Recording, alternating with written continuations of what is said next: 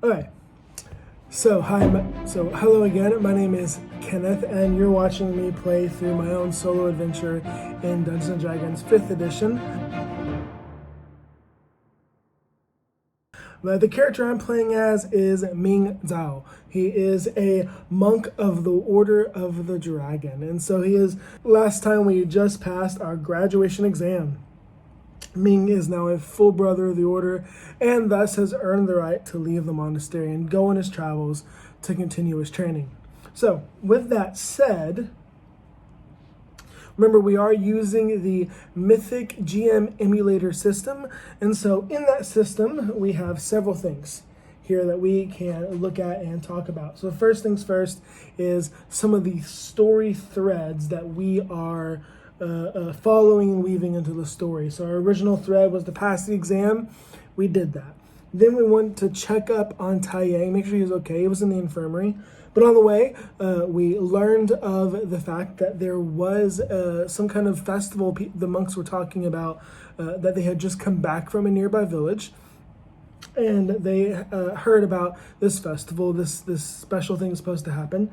And so it piqued my interest. It piqued Ming's interest. That's the whole reason of going out into the world, was to see it, to learn from the world. And so he's super excited to leave the monastery. He went and left a letter with Tai Yang. He was still very much knocked out and sleeping in the infirmary, to say to get better, and that he would see him out in the world whenever Tai Yang eventually does leave the monastery. Remember, they have a rivalry of sorts.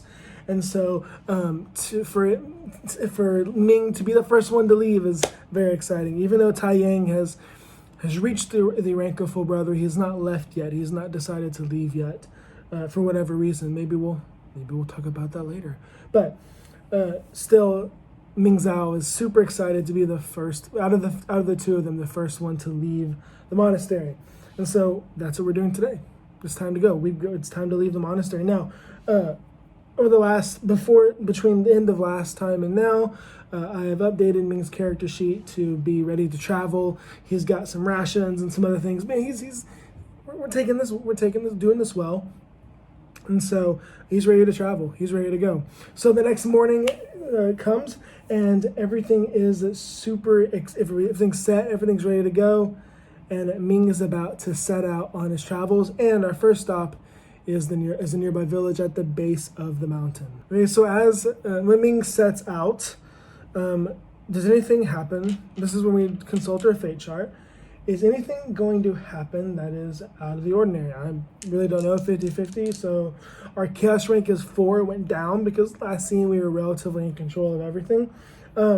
So does the master come and see Ming off? Does Master Dalong come and see him off? I'm 50-50 about it. 4, so here we go. That is a 2. 2. Okay, so an exceptional yes. What does that mean? Why would the master? So it's not just the master came and set him off. It's something else. So as Ming is getting his things ready to go and getting prepared to leave for his journey, the master knocks on his door. Ming, of course, says, "Please enter." And when he sees his master walk in, he straightens up really quickly and double checks to make sure he looks presentable. And the master waves him off, saying, "Please, don't do that. I want to talk to you." Confused, because his master has never done this before. "Well, what is it, master? What do you wish to talk to me about?" "I'm preparing to leave. I'll be ready to leave after breakfast." "Yes, I know. It's why I want to talk to you. Listen, I know I have not been a easy master. I know I've pushed you, and I'm responsible for the scar on your eye. I think you are ready. Yesterday proved that you are ready to go out into the world. I believe that." "Thank you, master. That's very comforting to know that you would think that I'm ready to go out into the world." Yes, you have been a very rough and strict master, but I would not have the knowledge and skills I have now unless you were taught me how to do things. I can never repay that debt. Everything from my ability to write with a quill and ink and to do calligraphy to even the skills for medicine that I seem to have learned here in the monastery, everything you have taught me how to do. Truly, Master, I'm grateful. So, at this point, something's off. Something's not right. So, I'm going to do an insight check. 10 plus the chaos factor 4, so DC 14. Is the master really here to see me off? Something doesn't seem right. I don't know. We'll see. Is the do our insight check. Nice, 22. So I can definitely tell. I'll be able to tell his intentions pretty easily. Now, I think it's somewhat likely that yes, he's here for another reason, just to see me off. And so 23 that makes it a yes. There's something else going on, and I can tell. Ming can tell something else is going on. And so Ming puts down his bag and stops messing with his things, and he turns to the master and says, Master, I sense there is something else on your mind. Is there something else you wish to tell me? At this point, the master kind of lowers his shoulders, drops his guard a bit. And he says, you may be ready to go, but you will not survive. Stay here. Don't leave. You're not ready. Well, you may be able to defend yourself against a foe of equal standing like Tai Yang. You will fail if you face someone much stronger. You will not be able to survive. Stay here. You are not strong. You are weak. Too weak. You are not ready. You should not go. Now, Ming is going to be ready for this. Master, I am leaving. I am going out into the world, and you cannot stop me. I have attained the right of full brother, and by the rules of our order, I am allowed to leave. And I will. I will come back and visit when I am strong enough to defeat you, and I will defeat you. Anything else you want to say, Master? Kind of defeated looking, the Master says, no. Good luck. And he storms out of the room. So clearly the Master maybe misguided and harsh, but deep down he cares. I think he definitely cares about his, I think he definitely cares about Ming, but doesn't quite know how to express it. So we'll see if that comes back up later. So he sets out from the monastery, gets all these things together. As he's walking out, he's saying goodbye to some of the other brothers, some of the other initiates, encouraging them in their training. He spots the master teaching a group of young children their first couple classes, and he simply nods to him, and the master doesn't even acknowledge him. Just looks at him and then goes back to teaching his class again. So obviously, yeah, well, maybe there's something unresolved there that we'll definitely be picking up again later. So with that said, he sets out. Now here's the question. We're going to consult the fate chart for this. Does he get down to the mountain? No, is the journey down from the top of the mountain to the village at the base of the mountains, is it uneventful, or does something happen? So does something happen? I'm about 50-50. Let's see how it goes. All right. It is a 65, which is a no. He gets down to the mountain, no problem. So when he gets down to the mountain, and he sees the village. It's a village that Ming has gone to many, many times before. He has visited the village for supply runs for the monastery to get various supplies they can't get obviously on the mountains, or they can't grow up there on the top of the mountains. And so he's been here multiple times. Now, there's a young maiden in the village named Leah, and Ming has allowed himself to, against his better judgment and against the code of his order, allowed certain feelings to grow in his heart. And so, of course, first thing we're going to do is we're going to look for Leah. Is she in the village? I think, somewhat likely that she's in the village. And that's a 5. So that is an exceptional yes. So she's definitely in the village, and it's an exceptional yes, which means that it's more than just yes. So what could be happening? I got it. She's definitely in the village. In fact, she's right outside the front gates, tending to a garden that's right outside the main gates of the village. And she looks up and sees Ming walking down the path and runs to him and is smiling and so excited to see him. And so she says, "Oh, Ming, it's good to see you. I didn't expect you. We weren't expecting you. You normally tell us when you're coming down to visit." Yeah, Leah, sorry about that. This isn't a normal visit. I'm actually not here on a supply run this time. Oh, really? Well, what are you here for? What are you doing? Well, Leah, I finally did it. I finally passed my exam. I'm now a full brother of the order. Oh, that's so wonderful. That's so great. What does that mean? Well, it means now I get to go out into the world and see the world, and I get to travel and learn and continue my training away from my master. And at that point, Leah's going to, she's going to feel sad, but does she show it? Let's roll a perception check for Ming. 10, we'll do 10 plus 4 chaos rank, and then we'll also add another 2 because she's trying to hide it. So 10 plus 6, so 16 is the DC. And yeah, so it's a 14. So Ming doesn't pick up on the fact that she's trying to hide her disappointment, and he doesn't notice her shoulders kind of drop a little bit. He doesn't notice her smile gets a little bit less exuberant. That's exciting. That's wonderful that you get to finally go and do that. That's wonderful.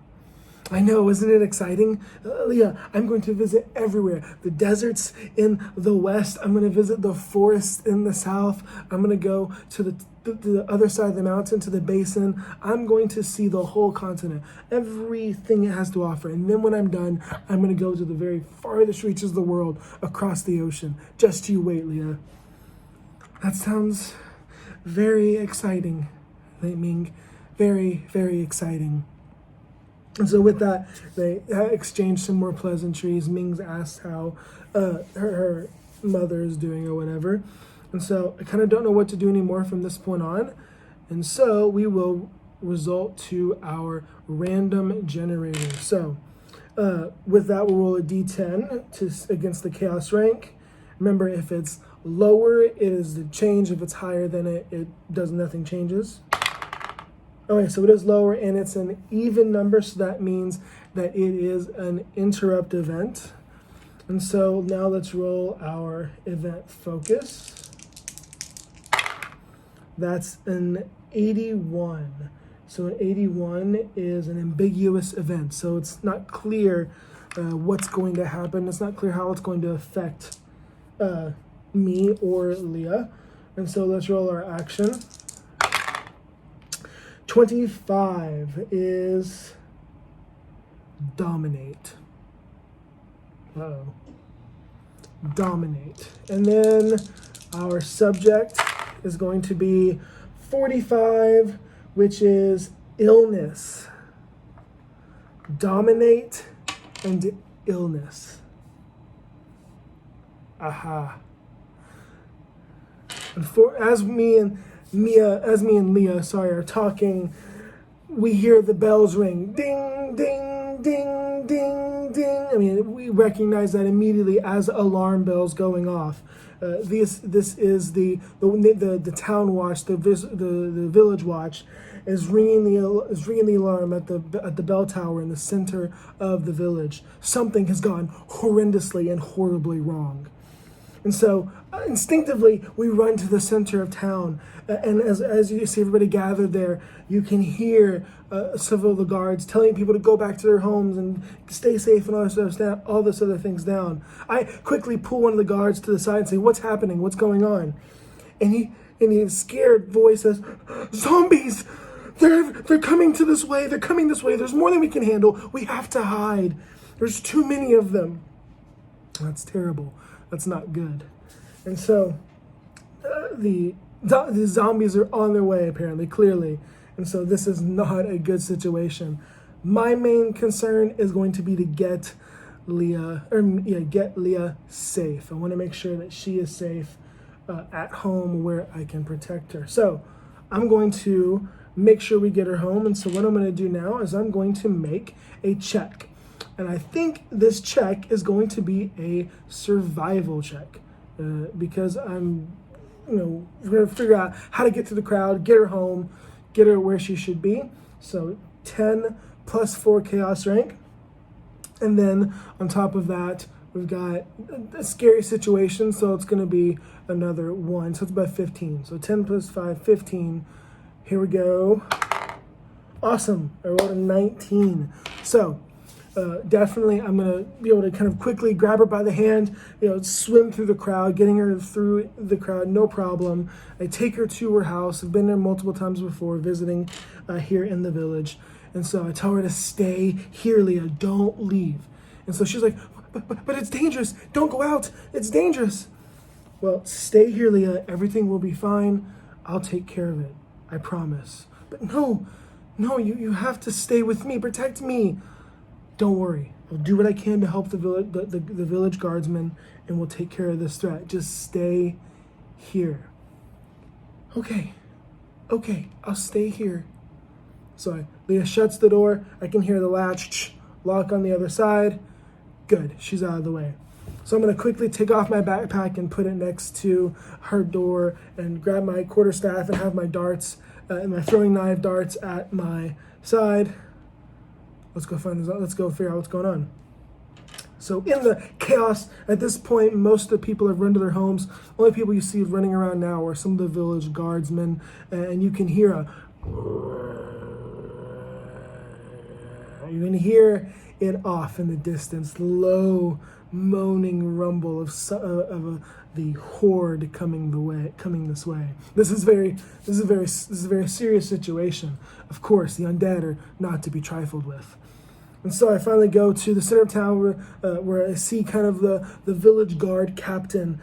He is looks like he is accommodating and kind of seeing to the defense of the town.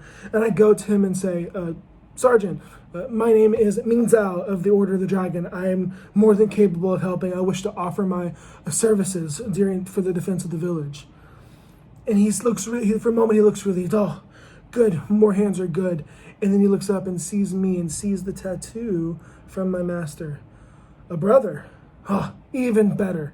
You're exactly what we need right now. I say, where would you want me to go, Sergeant? Just lead the way. I'll go there. I'll see what I can do. He says, I need you at the north gate. That's where they're coming from. We need people there to be able to hold them back while we continue closing off all the other gates in case they come around. Then we can funnel them in this way and take them out. Yes, sir, right on it. I will go to the north gate and hold them off as long as I can. How long should we hold them off? Just long enough to when you hear the bell again. When you hear the bell, run back. Okay, simple. Let's do this, right? How hard can it be, right? Just a zombie horde, right? All right, let's go to the north gate. So we go to the north gate. All right, just make sure I'm good. So at this point, everything is set up for a combat encounter. And so the question is now, how many zombies are coming? So it's a horde. It's probably more than I can handle on my own, obviously. But how many are going to be involved in this encounter? So here's my question. And we'll leave it up to the fate chart. Is it less Yeah, we'll do this. It's either going to be 10, 20, or 30. So if it's yes, any form of yes, then it'll be 10. If it's any form of no, it'll be 20. And if it's exceptionally no, it'll be 30. So is this doable? So I'm going to go with 50-50, chaos rank 4. So 10, 20, 30. That's a 42. All right, that puts us at 20 zombies. Okay. This is going to be rough, but that's okay. So let's pull up our zombie stat block. Okay, so we're starting our combat now. I've already rolled all the initiative for the zombies. There are 20 zombies coming at me as we rolled with the fate chart earlier. And so 20 zombies, they're going to come in three waves. The first two, we're going to have 5 zombies. This third wave, if I survive that long, is going to have 10 zombies. Ugh, I know this is probably not good, but we'll hold them off as long as we can. All right, so first wave of zombies is here. I am using, I want to eventually get an actual physical set to do with the miniatures, but for now, I'm going to be using this program called Encounter Plus. Not sponsored by them or anything. I just really like this program. I use it in my own DMing as well. I'm going to use it in this case as well. And so I rolled initiative. I rolled first. Okay, and so I'm the one going after them. So I rolled initiative first. Here we go. So Ming is going to run up to a zombie that's kind of away from the others. He's going to try and kite some of the others away from them. So with his bonus, because Ming actually has 40 feet of movement, so he's able to move quite significantly. He's going to run up to one of the zombies that's kind of on the outskirts of everything, and he is going to attack that zombie. So with that, he's going to take his quarterstaff and hit that zombie right there. It's definitely going to hit. It's going to be an 18. It's not going to be an 18. 17, that definitely hits.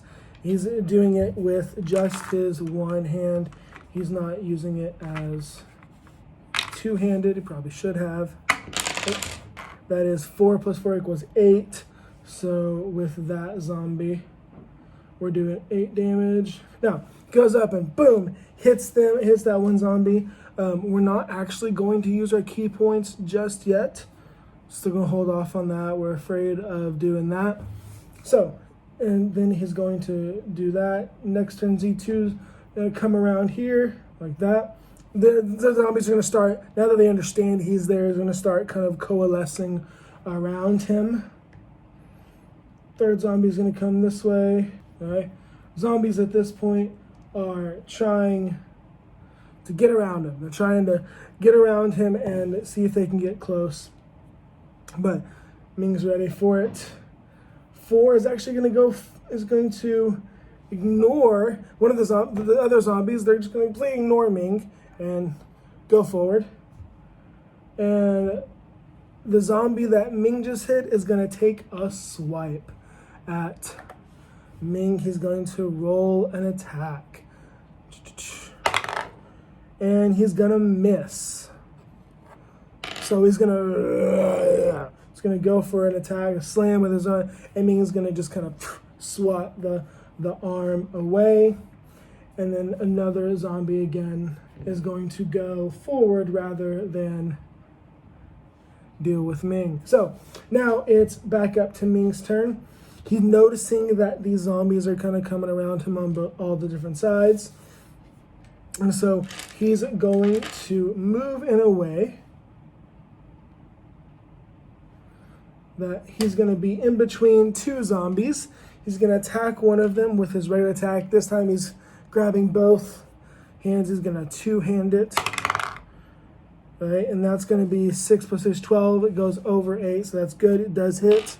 And it's going to be a D8 plus 4. That's 9 damage against this one.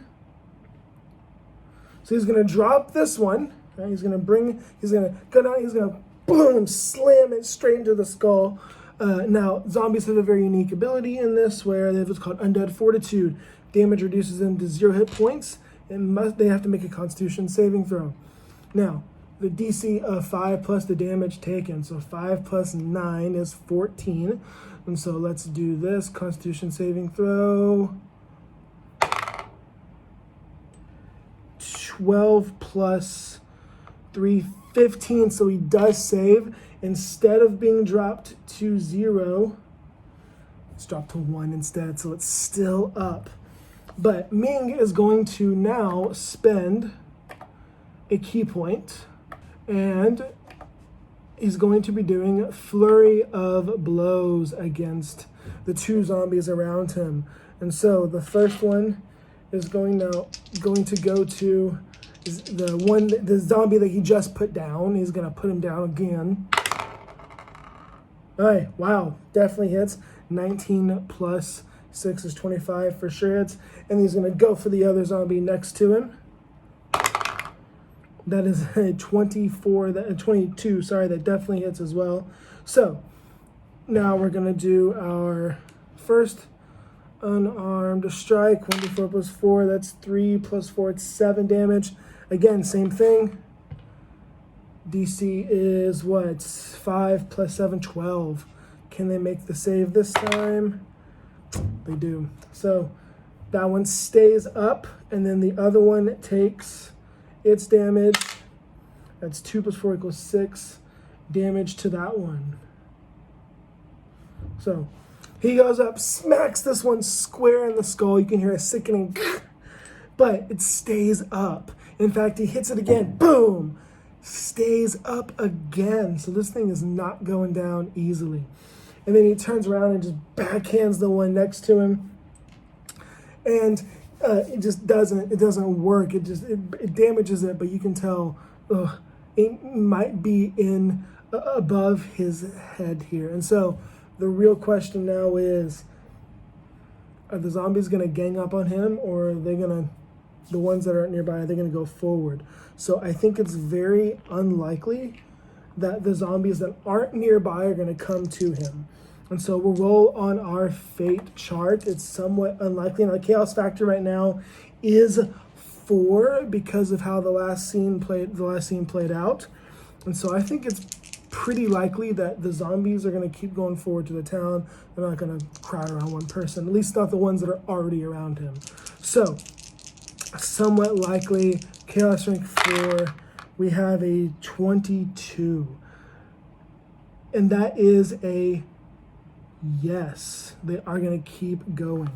So the zombies that aren't immediately attacking Ming are going to keep going. So he's not doing a very good job of holding them off, is he? All right. So that one's going to go forward again. All right, and so this one is going to attack. And he's going to go after Ming. Now, Ming, when he moved to get in between these two to be able to attack them both, now you've got a problem where Ming is actually being flanked. And so now this zombie is going to have advantage, meaning we're going to roll 2 d20s, and the number that is higher is the one I have to take. All right, so 15 plus 3 is actually 18.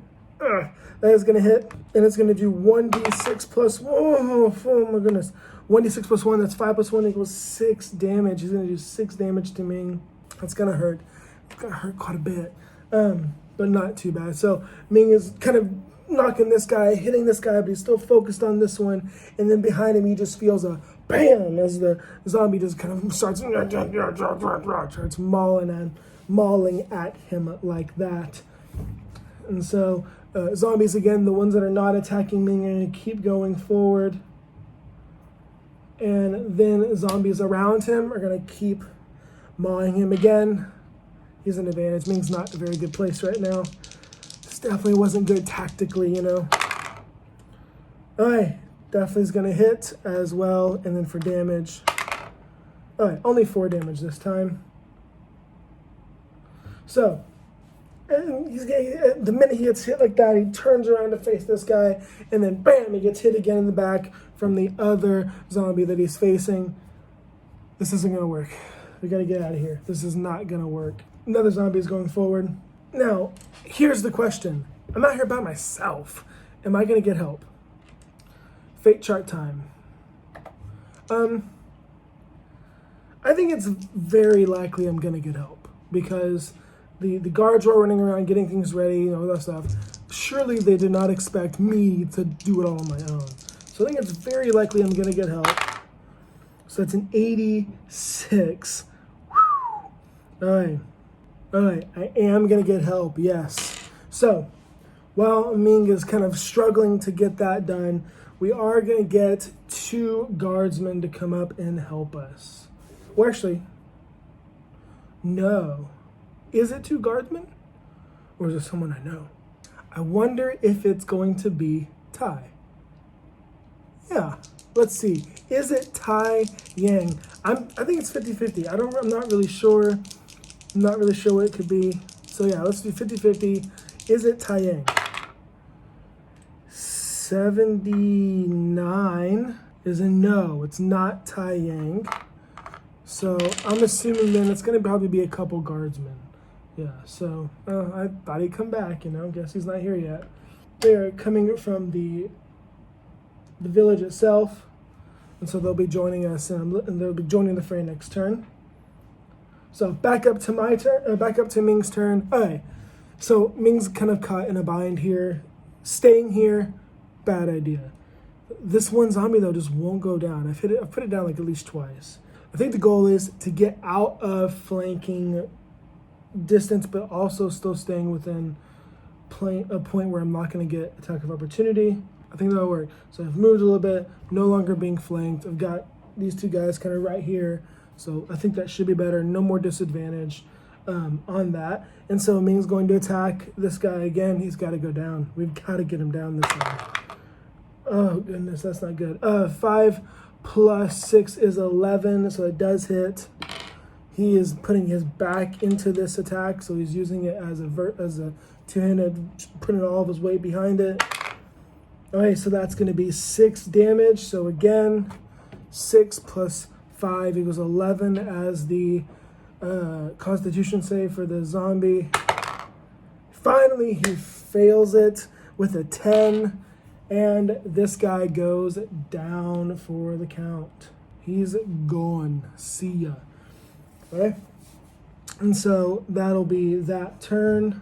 So that zombie is going to go ahead up there. So these other zombies are rushing the gate while I'm holding off these other couple zombies. So the one other zombie that's been hitting me in the back, it's his turn. He's going to go at it. He's going to try and avenge his friend if he can remember anything like that. And he's got an attack against me, 17, which will get past my armor class. And it's a d6 plus 1, 7 damage. So at this point, Ming is hurting, guys. Ming's really hurting, down to more than halfway through his health. He's definitely feeling it. And so we're gonna move on to the next attack. It's gonna be this guy. Now at this point, they see the guards. They're gonna start moving towards the guards. This zombie's gonna take a slash at the guard. Completely with it. And the zombies run a claw at the guard. Ding, it just bounces off their armor, no problem. Same thing for this one. Gonna rush up, swing and swipe at it. Totally miss it as well. Now it's the guard's turn to give a counter attack. And they're gonna have their spears, they're just gonna stab him. And that's going to be a 9, and that does hit. All right, and that's 4 damage against that zombie there. All right, so we're off to a good start. And then next guard's going to take his roll, and that's going to be a hit for sure. And he's going to get a really good hit off of him. So this is the first zombie. He's going to take a lot of damage off him. Doing very good with that. All right, so back up at my turn to Ming. So now at this point, Ming's gonna realize, man, we gotta figure this out. We gotta get this going. So we got 3 more waves of zombies coming on in. Not even sure about what's happening in the village. This is pretty scary. So Ming's we have to put this guy down this turn. So we're gonna be doing Flurry of Blows again. Get our first attack in. That is a hit. Let's go ahead and get our next two, sorry. Let's get our D8. Nice, full damage. So that's 12 damage. All right, so then let's get our next two attacks in. Okay, I'm glad I got flurry of blows. So one of them does hit and one of them does, actually no, both of them hit. Cool, both of them do hit. Sweet, just barely though, like, it didn't get close, a little too close for comfort, but both do hit. So the first one, does max possible damage. That's what I'm talking about. So 8 plus 5, right, is 13. That's the Constitution save that the zombie has to do to see if they stay up. 13 DC. 9 plus 3 equals 10, 11, 12. Boom, it's done. It's gone. All right. So Z3 is out of here. Done. Out of here. All right. So now, looking at the battlefield, trying to figure out what we're going to be doing and how we're going to do this now. Ming has to get from where he is to over there really, really quickly. And the only way that I can think of doing that is to either move, so that's 5, 10, 15, 20, 25, 30, 35, 40, or doing a jump. So I can do a long jump, especially as a monk. I can jump really far, and I can jump up to twice my strength score. So 19 times 2, that's about 38 feet. So we'll just, for the sake of simplicity, round it up 2 feet. I don't think it's gonna be a problem. That's 40 feet. I can move 10 feet plus 40. So that adds the additional deal to that. So that's 5, 10, 5, 10, 15, 20, 25, 30, 35, 40. And I'm gonna add 10 more to that. I'm gonna just run and boom, jump, like, running in the air. Think of like Crouching Tiger, Hidden Dragon thing, just running, boom, slamming down in front of this other zombie, and holding trying to get its attention, right? It's gonna turn towards me, got its attention. That's what we gotta do. In fact, I got its attention so much, it's gonna run up and attack me. It's gonna stop, turn, and go for me. And so it's gonna roll an attack. That definitely hits. And it is a D6 plus 1. That's 4 damage. All right, so I'm not feeling very good. Excited, boom, and then the next thing I know, this zombie's like, blah, blah, blah, blah, and he just boom, boom, boom, boom, boom. He's scratching me and clawing me. This is not very good. This is not very good at all. Yikes! I need to get out of here. I at least need to get away and maybe even do some ranged attacks. This is not the best thing. All right. This zombie's gonna go for the guard in front of him. He's gonna miss and he's gonna whiff. And then that zombie's gonna go for the guard in front of him. He's also gonna miss and totally whiff that, which is good, I guess. And then the guards are gonna go for their attacks. I'm just gonna roll both their attacks at once against their respective zombie people. That definitely hits both of them. So let's roll 2d8s for damage.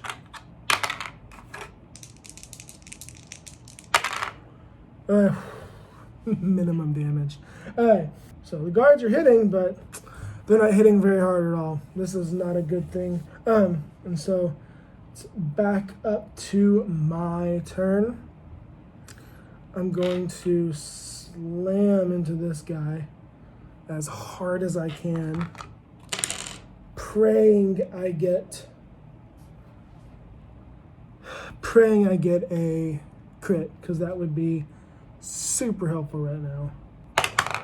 Not a crit, but still it definitely does hit. And we'll roll a d8. Hey, I'll take it. So 7 before equals 11 damage for Z2. And so I'm just gonna do that. And I'm actually going to do something that's here's my question. We're in the middle of this fight. We're doing our best to hold off. We're not doing that great, to be perfectly honest. Does the bell ring? Is it time for us to get back into. I mean, I think right now it's equal, 50-50. And so chaos rank 4, that is 71. That is a no. Okay, so it's not time yet. Combat continues. Z2 is gonna go after me. I really don't know if I want this to happen. Here we go. They're gonna swing at me. Oh no. It hits. Was 1 away from a crit. So that's, but we're definitely within knocking me out range here right now. This is not good. So this isn't good at all. So I've got 1 HP left. This is the absolute worst. So this zombie just smacks into me. Just start clawing, bleeding now on my chin. Got a little scrape on my head. Got torn on my fabric, torn fabric on my cloak. This isn't very good. So, this is very, very, very, very bad. Zombie's gonna go after the guard. Nat 1, so roll on the fate chart. Does the zombie hurt himself? I think it's likely. They're not really, they're not known for taking care of themselves. So somewhat likely. That is a 12, which is a yes. So it does hurt itself. So I'll just give it a D6 plus 1, so 3 damage to Z4. So it tries to swing forward, and it just lands square on the spear of the guard, and then it hits so hard you see its hand go, and you can hear a sickening as the arm is broken clearly. So it's hurting himself, yeah. All right. Z1's also going to make its attack. It's going to hit, actually. No, it's not. Sorry, false alarm. It's missed by 1, so that's going to miss as well. And then the 2 guards are going to make their attacks. I'll just roll them both at once to save time. Oh, no. They both miss, and the first guard is a natural 1. So again, to our fate chart, does the guard drop his weapon? I think that it's a very likely yes. 81, no, he does not. Okay, good, very good. So doesn't drop his weapon, just misses entirely. All right. So back up to the top of the round. Fate chart, is it time? Does the bell ring? So at this point, we're going to say 50-50 again. It is a 29, which puts it at a yes. Yes, the bell does ring. Awesome. So while we're fighting, me and this other zombie and the guards are dealing with theirs, we hear a ding, ding, ding. That's the signal. It's time to get out of here. This combat's, not going very well for me anyway. And so I'm actually going to spend a key point to disengage from combat entirely. What's called Step of the Wind, to disengage as a bonus action on my turn. It is my turn. I'm getting out of there. So me and the 2 guards, we take off out of here. Now the guards can't just do a magic disengage. So the zombies near them are going to get attacks on them, and both miss. Seriously, 4 and a 5, yeah, they miss. So that's good.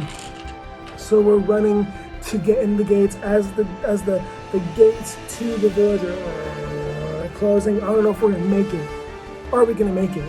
That's the question. Or yeah, are we gonna make it into the gates? This is kind of scary. So Ming's going to make, actually, we're gonna make an athletics check to push ourselves. We're hurting pretty bad.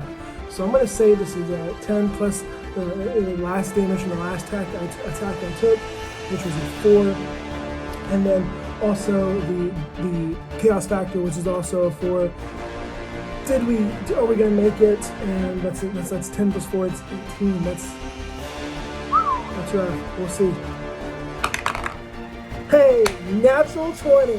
No, seriously. Look at this. Look at that.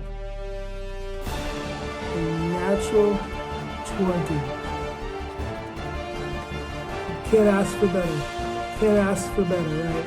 So, natural 20, yes. We do make it inside. Ming is struggling to get through, and he runs and he pushes himself. Him and the 2 guards just barely make it in as the gates close behind us, and you can just hear as the zombies like are scraping at the door. We're safe for now, but oh my goodness, that's not exactly how I wanted Ming's first hours out. So this is not very good. This is very, very scary. Something has gone very, very wrong. So for now, I'm going to end it there to see what happens next. But man, first outing out and things are not going well. And so next time, the chaos factor will be back up to 5 because we were not in control of that situation at all. And so we'll do that. But yeah, things are going well. Ming is on his adventure now in its earnest. And obviously, we got to figure out what's going on, and we're gonna figure out how to get rid of the horde outside. So with that said, I think that's a good enough place to call it. Yeah. So yeah, my name is Kenneth. Thanks so much for watching. If you want to continue on with Ming's adventure, like and subscribe. I'm having a blast. I don't even care if you watch this. Let's be honest here. I know you're not watching it because of me, but still, if you're watching this, awesome, like and subscribe, follow for more. But if not, do whatever. I don't really care. I'm still going to do it, and I'm still going to upload because it's fun for me. But, yeah. Thanks for watching.